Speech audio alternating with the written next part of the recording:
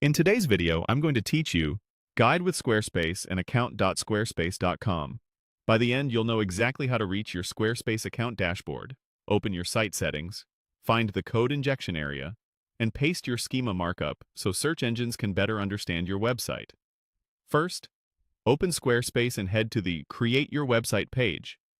This is a reliable starting point because it makes sure you're on the official site and, if you're not already signed in, you'll see clear options to log in or continue.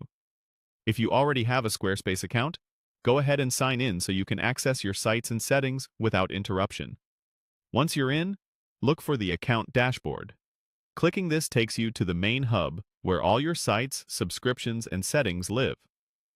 Think of it as your control center. From here, you can jump into any website you manage, adjust settings, and handle billing or permissions. Next, choose Website from your account area. If you manage multiple sites, select the specific site you want to edit. This opens the site's backend where you can configure design, pages, commerce, and more. Make sure you're in the correct site before proceeding, so your changes are applied exactly where you intend.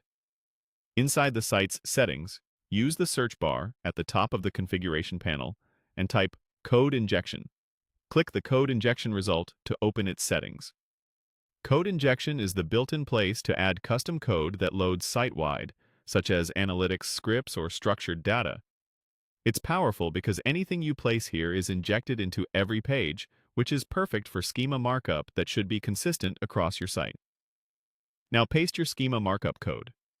Most commonly, this will be JSON LD wrapped in a script tag set to application LD plus JSON.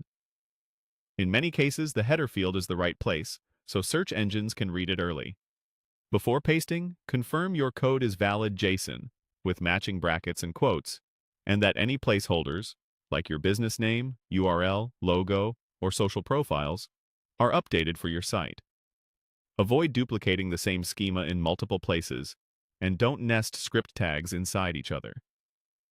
Squarespace typically saves changes automatically, but make sure you see a saved status before navigating away. That's the process.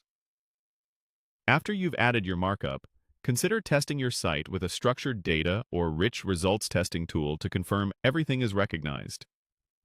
Give your site a quick refresh, browse a few pages, and you're done. You've successfully navigated Squarespace, reached your account and site settings, found code injection, and pasted your schema markup with confidence.